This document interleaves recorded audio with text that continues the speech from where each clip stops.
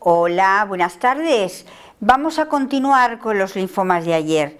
Recordáis que nos quedamos hablando de que los linfomas no Hodgkin, es decir, aquellos linfomas que no pertenecían a este grupo de enfermedad, que es la enfermedad de Hodgkin, que estudiaremos como específica, se dividen en linfomas que derivan de los linfocitos B, linfomas que derivan de los linfocitos T y luego tenemos linfomas que derivan de los linfocitos non-committed natural killers. Y también contamos que empezaríamos hablando de los linfomas B, que son muy complejos, pero muy bien conocidos, porque las células B sufren una serie de alteraciones en su ciclo celular, tanto desde el punto de vista de alteraciones genéticas como somáticas, y de cada una de ellas sale un linfoma. Eso es lo que vamos a ver en la diapositiva siguiente. Aquí tenemos pues lo que es la maduración del centro reactivo. Si ustedes ven el centro reactivo, entran los linfocitos maduros o naïf, recuerden que entran por la parte de abajo, se meten dentro del centro reactivo, veremos cómo y por qué se meten. El centro reactivo es este de aquí y luego salen del centro reactivo y veremos lo que hacen. Fíjense ustedes aquí que de cada una de estas células, nos sale un linfoma. Y lo que vamos a intentar entender es por qué tienen estos linfomas, qué características tienen estos linfomas y qué morfología tienen estas células. Si sabemos esto, sabemos la clasificación de los linfomas, que tipo B en este caso, que ahora veremos que es compleja cuando la consideremos en clasificación. ¿Qué tenemos que saber de los linfomas tipo B? Pues que embriológicamente hablando salen de células B que han sufrido alteraciones genéticas, que llega un momento en la que se nos producen inmunoglobulinas de superficie, fundamentalmente inmunoglobulinas IgM y inmunoglobulinas IgD. Sobre todo las IgD nos indican que esas células son muy primitivas. Estas células maduras naïf han recibido una mutación genética, pero todavía no han recibido mutaciones somáticas en su configuración de las inmunoglobulinas porque no se han puesto en contacto con los antígenos. ¿Qué ocurre de estas células naïf? Pues hay dos grupos, unas que tienen el CD23 negativo y estas forman las células del manto, y otras que son CD23 positivas, que son el 90% de estas células y que no forman parte de las células del manto, no pueden entrar en el centro reactivo. Recuerden que las células del manto eran estas de aquí abajo, no pueden entrar en el centro reactivo y por lo tanto son expulsadas y circulan como linfocitos. Si estas células CD23 positivas que van a salir a la circulación se ponen en contacto con un antígeno en este momento, teniendo esta inmunoglobulina D de superficie, son estimuladas para transformarse en células plasmáticas que segregan inmunoglobulinas. ¿Y cómo son estas células plasmáticas? Pues estas células plasmáticas son células plasmáticas de vida corta, son células plasmáticas que no son altamente específicas para su antígeno determinado, porque no han recibido claramente una mutación somática, pero se caracterizan porque tienen una gran cantidad de inmunoglobulina M. Por lo tanto, ¿qué linfomas no salen de aquí? Pues de las CD23 negativas sale el linfoma de las células del manto. Y de estas CD23 positivas que se transforman en células plasmáticas de vida corta, que se caracteriza porque tiene una gran cantidad de IgM, sale el linfoma de células plasmáticas de vida corta. Y de los linfocitos que circulan sin transformarse en células plasmáticas, que son prácticamente el 90% de las células CD23 positivas, circulan y sale la leucemia linfática de tipo B. ¿Qué más ocurre en las células plasmáticas de vida corta?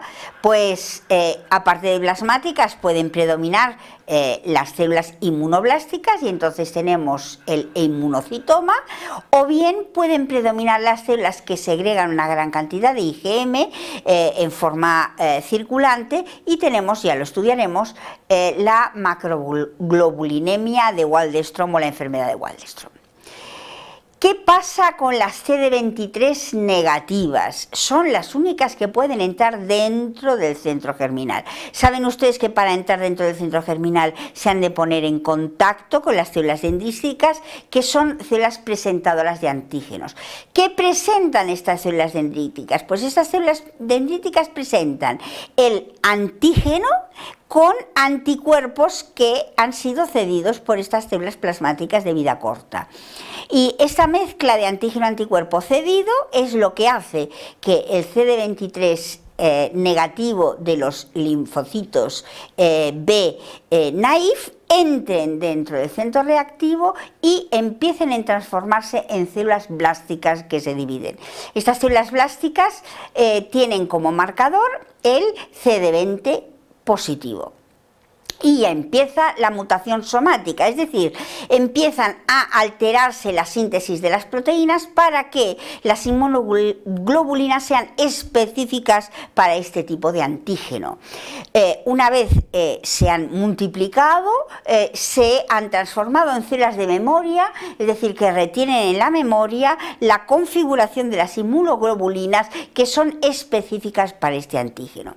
¿Y por qué se caracterizan estas células de memoria? Pues porque ya tienen una mutación somática, ya ha terminado los cambios de la mutación somática, no tienen CD23 porque si han entrado son CD23 negativas y ya tienen inmunoglobulinas más evolucionadas. Puede ser que tengan inmunoglobulinas M en superficie, pero lo clásico es que puedan tener también inmunoglobulinas G. ¿Qué hacen estas células? Pues estas células salen del centro reactivo y empiezan a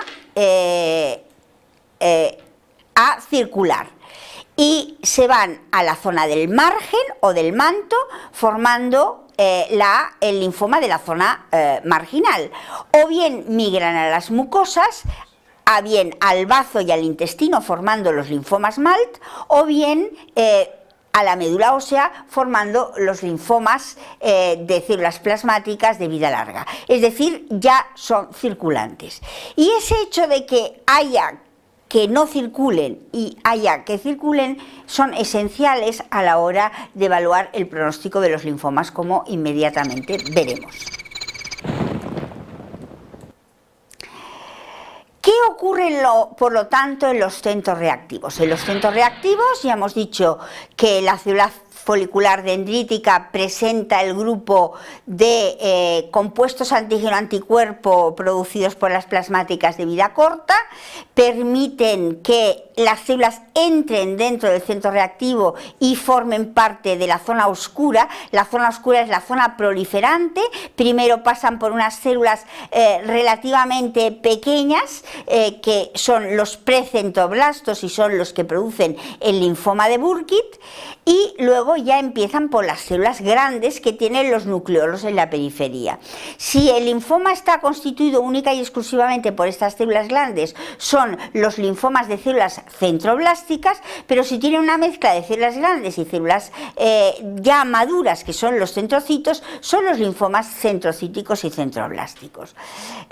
¿Por qué se caracterizan estas células que están en el centro reactivo? Pues se caracterizan porque no tienen apoptosis, es decir, que son células que se multiplican y nadie las para en la multiplicación, es decir, tienen limitada la apoptosis. ¿Y qué es lo que hace que se le limite la apoptosis? Pues básicamente lo que delimita la apoptosis es el BCL2 positivo. Estas células del centro reactivo son BCL2 positivas y tienen limitada la apoptosis. ¿Cuándo salen del centro reactivo? Estas células se transforman en plasmáticas de vida larga que van a ir a la médula ósea o al intestino y por lo tanto tenemos linfomas de origen plasmático como es el mieloma en la médula ósea o el linfoma inmunoblástico en el intestino, pero ya han perdido la inmortalidad que les da el centro reactivo y aquí ya sí pueden tener apoptosis, parte de las células se mueren y las que continúan ya quedan circulando como linfocitos de memoria B. Por lo tanto, de cada una de estas células podemos tener un linfoma. ¿Qué pasa con los linfocitos de memoria B? Pues los linfocitos de memoria B nos sirven para constituir o producir células plasmáticas que tienen antígenos específicamente dirigidos al anticuerpo, que tienen anticuerpos específicamente dirigidos al antígeno que le ha provocado la maduración. Es decir, aquí ven cómo los antígenos se van modificando progresivamente hasta que finalmente salen hacia la superficie de la membrana celular por el aparato de Golgi y salen a la superficie. En el momento que salen a la superficie, los veremos que salen en la zona superficial, están disponibles para que sean activados por los linfocitos T helper. ¿Y qué hacen? Este es el antígeno modificado, el que va a salir de aquí. ¿Y qué hace el linfocito T helper? El linfocito T helper se fija a ese complejo de antígeno de presentador de histocompatibilidad tipo 2 con el antígeno y se estimula mediante las linfoquinas para que estas células empiecen a multiplicarse. Es decir, los linfocitos B empiezan a multiplicarse y progresivamente se van transformando en células plasmáticas. ¿Qué son las células plasmáticas? Pues células que en vez de tener las inmunoglobulinas en superficie, las sintetizan en el interior del retículo endoplasmático y son segregadas a la sangre. Por lo tanto, de ellas depende la inmunidad serológica o la inmunidad no celular. ¿Cuál es la etiología de los linfomas? Bueno, sabemos que los linfomas o los linfocitos, fundamentalmente lo que se altera es el gen que sintetiza las inmunoglobulinas de las cadenas pesadas, por lo tanto parece razonable que las alteraciones cromosómicas que tengan estos linfomas de tipo B estén ligadas al cromosoma que sintetiza las inmunoglobulinas de las cadenas pesadas. Y de hecho, la mayoría de los linfomas de tipo B tienen alguna alteración en el cromosoma 14. Los linfomas del manto, además, tienen el gen BCL1, que es el gen que codifica la ciclina 1. ¿Por qué? Porque las células del manto, cuando entran dentro del centro reactivo, se estimula la ciclina D1 que las obliga a empezar a multiplicarse y por lo tanto a entrar en fase G1. ¿Qué les ocurre aquí? Que tiene una translocación de este cromosoma 14 al cromosoma 11, que es donde está situada el BCL1, que es el que codifica la ciclina D1.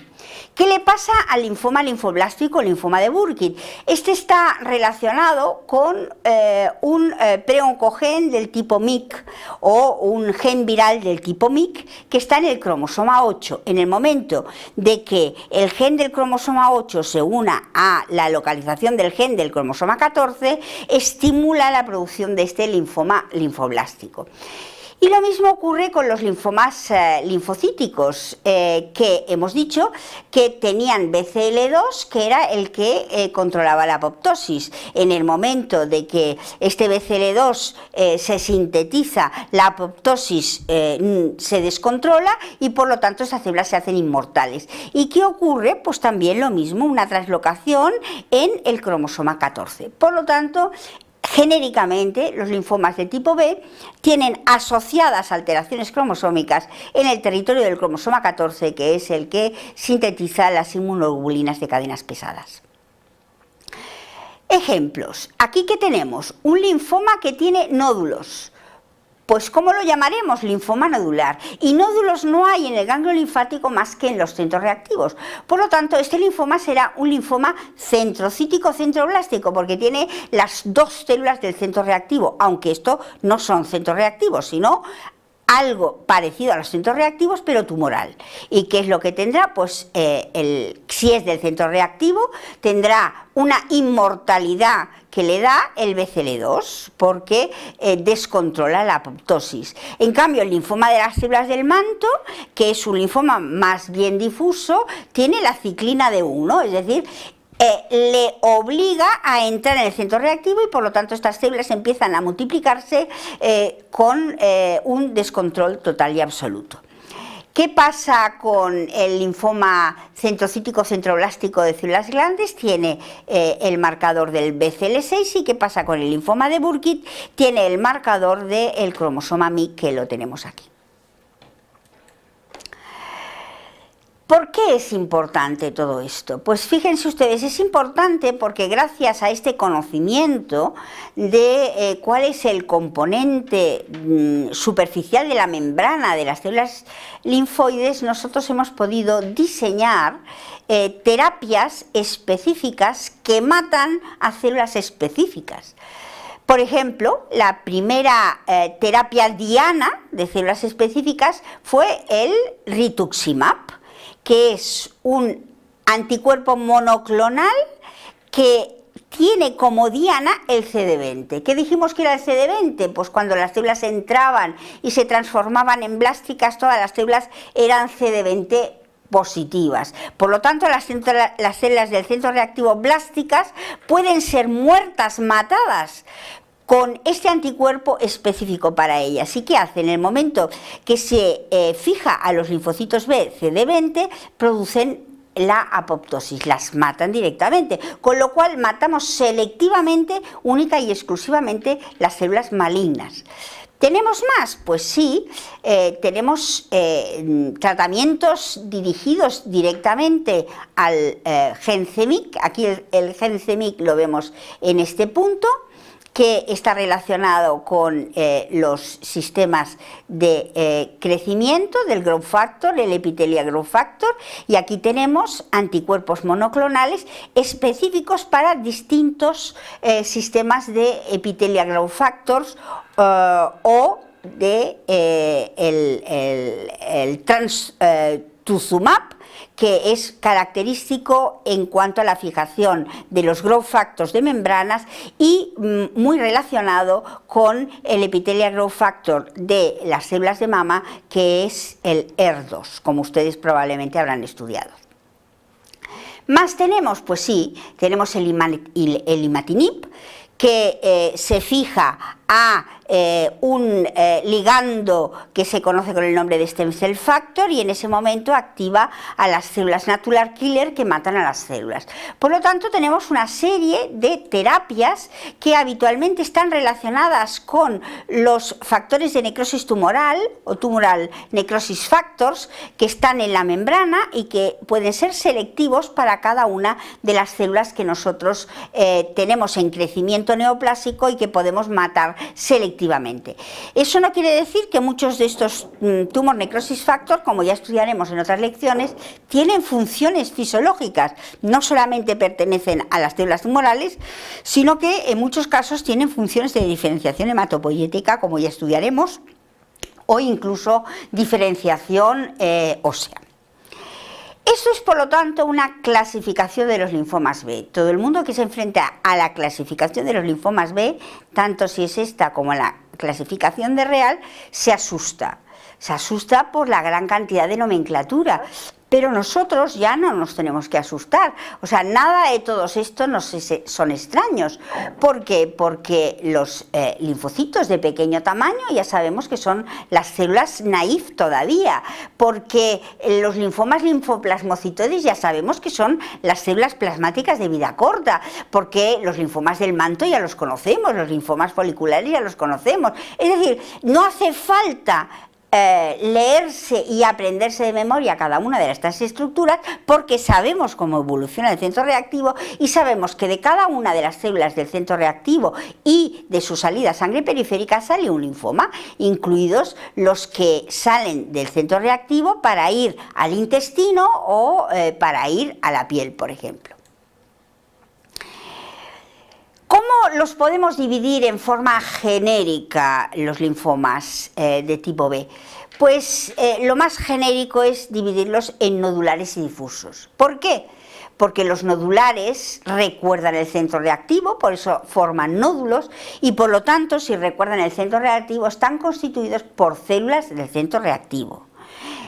Pueden ser más bien pequeñas, pueden ser mixtas o pueden ser grandes, pueden ser únicas o pueden ser mezcladas, pero siempre hay células blásticas y células cíticas, centroblastos y centrocitos. Por eso forman nódulos propiamente dicho y por eso tienen el gen de la apoptosis inhibido y son BCL2 positivas.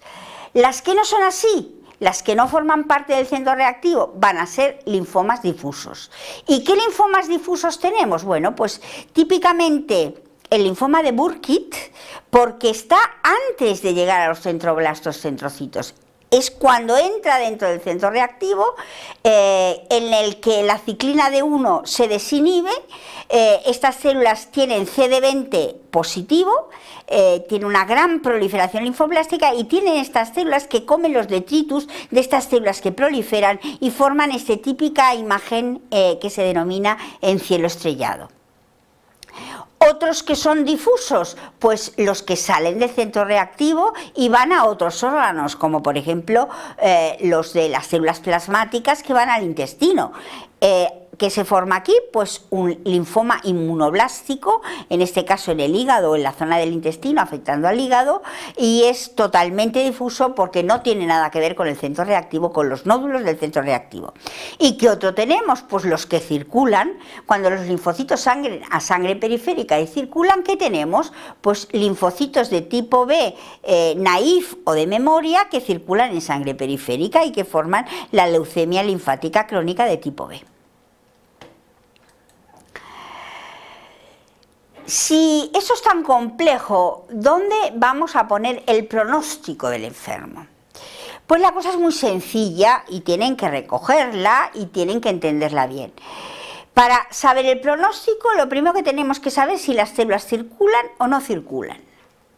Es decir, si son células que fisiológicamente son circulantes o son células que fisiológicamente no son circulantes. ¿Por qué? Porque si las células son normalmente circulantes, el que las encontremos en la médula ósea es normal. Como por ejemplo en el caso de las leucemias. Son células que leucemizan, que afectan a la médula ósea. En cambio, si las células que forman el tumor no son circulantes, cuando las encontramos en la médula ósea significa que han dado metástasis y que por lo tanto está en el estadio más avanzado de la evolución del linfoma. Por lo tanto, linfomas no circulantes, clasificación de Ann Arbor. Linfomas circulantes, clasificación de Ray de las leucemias. ¿Cuál es la clasificación de Ann Arbor? Cuando una célula se hace maligna, sale en un lugar y se desparrama progresivamente hacia las distintas áreas linfáticas. Esto significa que cuando las tenemos solamente en un lugar, en una localización, estamos en el estadio E1. Si las tenemos en varias localizaciones, pero están en el mismo lado del diafragma, o bien arriba o bien abajo, tenemos un estadio E2. Ahora, si nos han saltado el diafragma, es decir, si originalmente eran torácicas o axilares y han pasado al abdomen, o originalmente eran abdominales y han pasado al tórax o a la axila, es decir, que están a ambos lados del diafragma, ya es que las tenemos muy diseminadas. Y por lo tanto tenemos un estadio 3. Y ya lo último es, ¿las tenemos en la médula ósea? Entonces han metastatizado, de la misma manera que si las tenemos en cualquier otro órgano que no sea linfoide, por ejemplo el hígado, que no forma parte de la maduración linfoide en el individuo adulto, o pues yo qué sé, por invasión local la vejiga urinaria, o por invasión local el pulmón, etcétera, etcétera. En cambio, cuando las células circulan, las características son totalmente diferentes. ¿Por qué? Porque inicialmente está afectada la médula ósea, por eso son circulantes. Circulan y aproximadamente el 40% de los linfocitos que circulan llegan a la médula ósea y los vemos en sangre periférica, aparecen en sangre periférica. Aquí tenemos un estadio 0. Cuando además de esto tenemos adenopatías, es decir, que no afectan solamente a la médula ósea, sino que afectan ya también a los ganglios linfáticos, entonces tenemos un estadio 1. Si afectan a órganos hematopoyéticos como el bazo o el hígado, tenemos un estadio 2. Si la afectación de la médula ósea es tan grande que nos destruye la serie hematopoyética roja y nos produce una anemia, ya significa que la destrucción es importante y por lo tanto tenemos un estadio 3. Y si además nos destruye las plaquetas, es decir, los megacariocitos, ya la invasión medular es francamente importante y por lo tanto tenemos un estadio 4 de fatal pronóstico. ¿Qué tenemos que hacer cuando tenemos un linfoma de tipo B? Pues básicamente identificar el tipo celular para saber si es un linfoma circulante o no circulante, etiquetar el tipo de célula que le da origen, muy fundamentalmente o bien para darle un tratamiento específico o bien simplemente para catalogar propiamente la célula de qué se trata y por lo tanto saber si son células B o son células C o son células circulantes o no son células circulantes. ¿Qué nos pasa cuando hemos dicho que las células linfocíticas segregan anticuerpos? Si segregan anticuerpos significa que se han transformado en plasmáticas. Y hay dos formas de plasmáticas, como ya hemos dicho. Las plasmáticas de vida corta, que son antes de entrar en el centro reactivo y por lo tanto no tienen una mutación somática específica, y las plasmáticas de vida larga, que son cuando salen del centro reactivo y emigran a la médula ósea.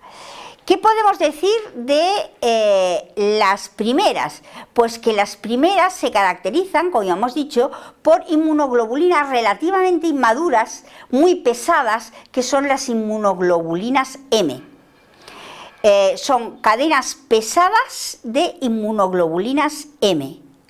Mientras que las plasmáticas de vida larga tienen cadenas pesadas que son de inmunoglobulinas G o de inmunoglobulinas D o de inmunoglobulinas C, y lo que las caracteriza fundamentalmente son las cadenas ligeras de esta inmunoglobulina. Como son tumorales, son monoclonales, es decir, solo van a tener un tipo de cadena ligera, o va a tener la cadena ligera kappa o va a tener la cadena ligera lambda. Esos son los tumores de células plasmáticas. Y luego, claro, tenemos tumores de células precursoras a las plasmáticas, que son los inmunoblásticos, los inmunoblastos, por lo tanto, células de tipo inmunoblasto. Células de plasmáticas de vida corta caracterizadas por la inmunoglobulina M, por lo tanto por las cadenas pesadas. Una de las más clásicas es la enfermedad de Waldenström. ¿Por qué se caracteriza? Pues porque afecta a la médula ósea, porque hemos dicho que estas células salen y circulan, porque tiene una gran cantidad de IgM porque tienen un pico monoclonal de kappa o de lambda, en este caso fundamentalmente de kappa. La cadena ligera kappa produce una proteína que traspasa el filtro renal y produce una proteinuria muy característica, que es la proteinuria de Bence-Jones. De tal manera que el enfermo que tiene una enfermedad de Waldenström se caracteriza por tener la sangre espesa, porque hay una gran cantidad de inmunoglobulinas, de macroglobulinas, y por tener una proteinuria de Bence-Jones, y aparte por tener afectación de la médula ósea. El mieloma múltiple También tiene afectación de la médula ósea, pero son de plasmáticas de vida larga. Plasmáticas que se caracterizan porque ya tienen inmunoglobulinas IgG o IgM muy características, y aunque pueden ser también secretoras kappa, es muy clásico que la cadena que produce el plasmocitoma sea lambda, y la cadena lambda es un dímero que se fija a el tejido conjuntivo y produce amiloide. La amiloide es importante porque es una proteína muy difícil de sacar de los tejidos y por lo tanto provoca trastornos importantes a nivel renal o incluso pues a nivel intersticial, pulmonar, etcétera. Fíjense aquí la característica de que estas células circulan y van a la médula ósea, tienen múltiples agujeros de proliferación de estas células, tienen un cráneo totalmente acribillado y luego es absolutamente característico esa banda monoclonal, ¿no? Esa banda monoclonal, lo normal sería esto, en cambio la gente que tiene un mieloma múltiple tiene una secreción de inmunoglobulinas IgG monoclonal. ¿Es difícil distinguir una célula plasmática de una célula normal? Sí, muy difícil. Incluso hasta los marcadores son iguales para las células normales que las células plasmáticas patológicas. De tal manera que los marcadores no tienen mucha funcionalidad, es más bien la clínica la que nos indica si estas células tienen características agresivas o no. ¿Qué otro linfoma tenemos? Tenemos el linfoma de origen T. Y ahora vamos a estudiar las características de los linfomas de origen T. Recordarán por el esquema que para ser un linfocito de origen T tienes que ir a el timo y en el timo tienes que diferenciarte. Y tienes que diferenciarte como célula doblemente negativa o como célula doblemente positiva.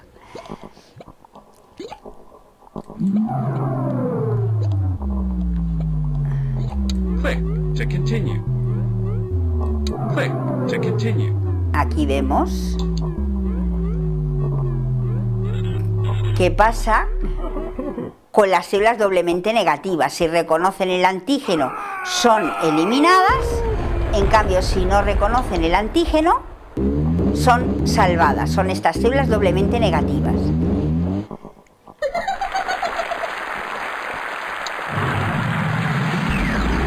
Y sale. ¿Qué les pasa a estas células doblemente negativas? Pues que estas células doblemente negativas, si se transforman en malignas, forman una leucemia linfática aguda de linfocitos pre-T. Todavía no están diferenciados estos linfocitos, pero tienen capacidad circulante, como han visto ustedes aquí. Y por lo tanto forman la leucemia linfática aguda pre-T. Tiene que salir del timo y el timo se atrofia con el tiempo. Por lo tanto, las personas que tienen una leucemia linfática aguda de células T es porque tienen el timo, lo cual significa que son niños. Entonces, las leucemias linfáticas agudas de tipo T son circulantes, aparecen en niños y el origen es de origen tímico. Las otras, las que son células doblemente positivas, ya o bien se transforman en CD4, que son las helper, o bien se transforman en CD8 o supresor. Y luego tenemos una parte que son los natural killers. De tal manera que circulando en sangre periférica tenemos una proporción importante de linfocitos T, una proporción baja de natural killers y una proporción intermedia de linfocitos de tipo B circulantes, que formarían, por ejemplo, las leucemias linfáticas B que hemos visto anteriormente. Vamos a ver cómo se diferencian cada una de las células de origen T.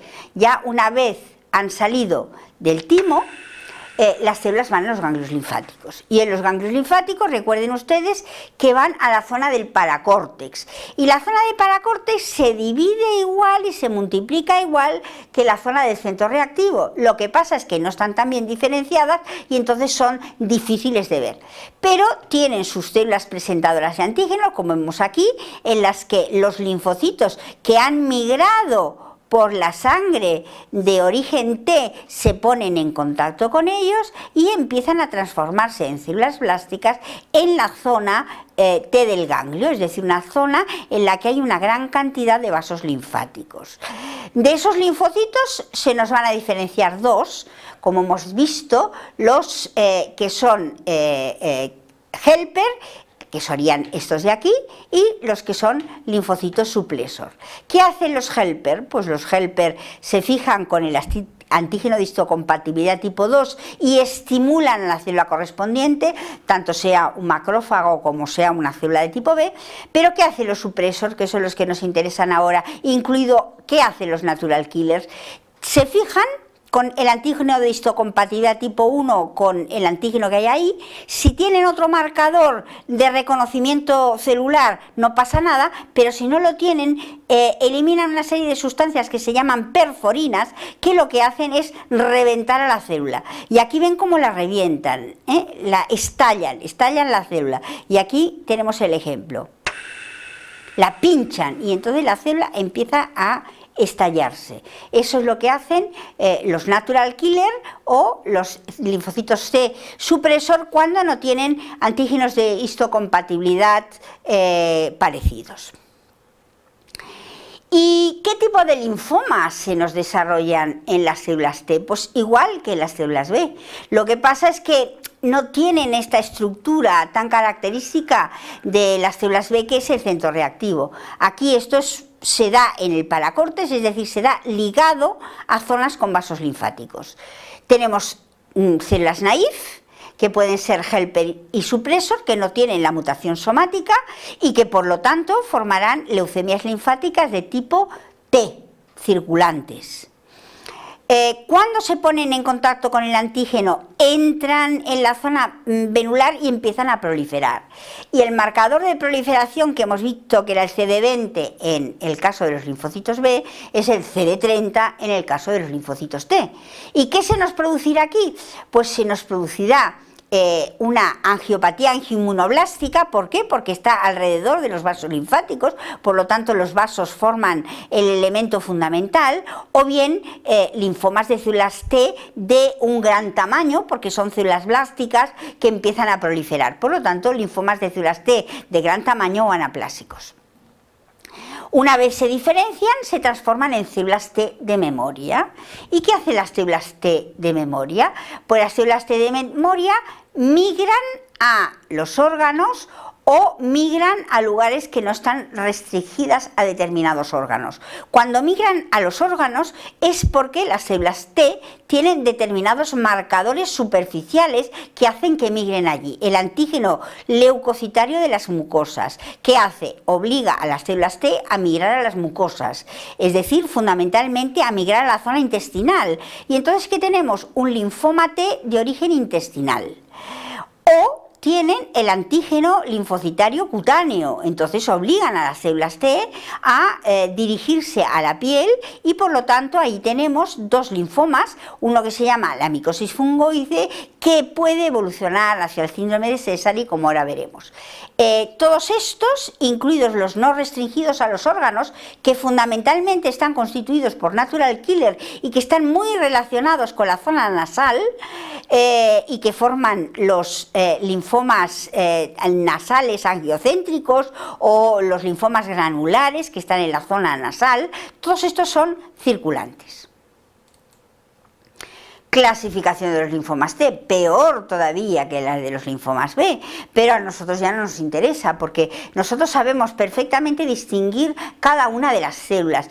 Cuando son natural killer sabemos que van a la zona nasal, cuando son micosis fungoide sabemos que van a la piel, cuando es un linfoma de células anaplásicas sabemos que es la que entra en la fase de evolución y por lo tanto son CD30 positivos, etcétera, etcétera, etcétera. etcétera. Clasificación, volvemos a repetir, no nos importa porque sabemos. Linfoma angiocéntrico de origen nasal, pues es que es un linfoma natural killer non-committed que está en la zona nasal. Linfoma cutáneo, pues ya sabemos que tienen los marcadores cutáneos después de que han salido de la diferenciación. Linfoma anaplásico, pues ya sabemos que es cuando empiezan a proliferar y tienen el CD30 positivo. ¿Cuál es la etiología de los linfomas T? La etiología de los linfomas B la ligamos al cromosoma 14 y aquí también tiene una cierta ligación al cromosoma 14, pero a un lugar muy específico, que es el del receptor de las células T. Y receptores de las células T hay alfa, beta, beta y gamma. Los del cromosoma 14 son los alfa y beta y luego los del cromosoma 7 son los beta y gamma. Si ustedes ven aquí, hay translocaciones asociadas a la posición 14 y hay, como ven aquí, y translocaciones asociadas a la posición 7. Es decir, están siempre relacionados con los receptores de células T, característicos de los linfocitos T. ¿Cómo vamos a distinguir lo que es un linfoma B de un linfoma T en un momento determinado? Sobre todo lo que hace referencia a los linfomas linfoblásticos, que son de células muy pequeñas. Los linfomas linfoblásticos B son los que entran en el centro reactivo, son los que tienen la ciclina D1 alterada, son los que tienen el área de histiocitos en cielo estrellado. Y la leucemia linfática aguda pues son muy parecidos en cuanto a tamaño, incluso en cuanto a forma. Sin embargo, fíjense ustedes que los de tipo T tienen la superficie como carcomida, mientras que los de tipo B tienen la superficie totalmente redonda. Aparte del marcador, que se tendría el marcador MIP, etc., una de las características de los tipo T, sobre todo cuando circulan, es que tienen pelos en la superficie y forman lo que se llama la hairy cell leukemia o la leucemia de las células peludas, que son características de las células de tipo T. Por lo tanto, miren sobre todo la superficie de las células T para distinguir estos entrantes y salientes características de las células peludas. ¿Qué pasa con los linfomas T cutáneos? Cutáneos solo hay linfomas T y hemos dicho que se llamaba micosis fungoide. La micosis fungoide, fíjense que también está peluda, tiene la superficie de las células peludas. Es característico de que invada la epidermis, produce puntitos rojos. Y lo que es característico también es que a medida que vaya creciendo, al final se nos haga circulante. Y si se nos hace circulante, entonces le llamamos síndrome de Sézary. De tal manera que por eso se les llama micosis fungoide síndrome de Sézary, porque es micosis fungoide mientras está en la piel y es síndrome de Sézary cuando ya el linfocito está circulante y tiene la característica, esa peluda característica de los linfocitos de tipo T. ¿Qué pasa con los linfocitos T del intestino o los linfocitos T de la mucosa nasal? Pues igual, los de la mucosa nasal son natural killer y los de los linfocitos T del intestino se caracterizan porque están relacionadas con el cromosoma 11 y 18, que está relacionado con el antígeno leucocitario T de las mucosas, que está en la zona intestinal, ¿no? Y forman pues estos linfocitos dirigidos hacia el órgano determinado y con un marcador absolutamente característico. Los de células grandes ya sabemos que son los CD30 positivos, son pues muy destructivos, son muy proliferativos y son CD30 positivos. Y ya por último, la granulomatosis linfomatoide, que forma parte también de los natural killer non-committed y que tiene relación, y eso lo veremos en algunos de los linfomas también, con el virus Epstein-Barr. Complicado, ¿no? Entonces, ¿qué hacemos para diagnosticar un linfoma no Hodgkin? Pues hay tres elementos esenciales que lo diagnostican.